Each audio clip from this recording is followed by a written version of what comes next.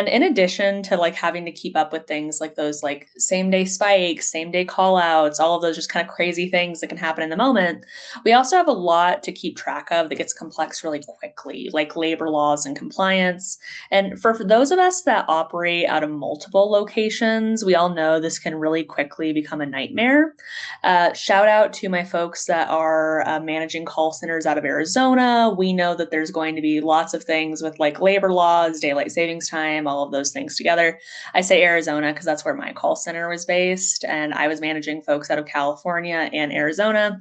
And man, those places have really different labor laws, really different ways of approaching daylight savings time. And if you're not thinking about all those things all the time, again, it becomes a cluster.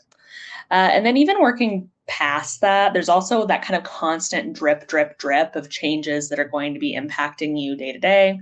So I'm sure everyone here has probably received like a last minute message from a team lead saying like, "Hey, can we schedule a training at noon today to go over this really urgent thing?" And now you have to find a way to fit that into the schedule.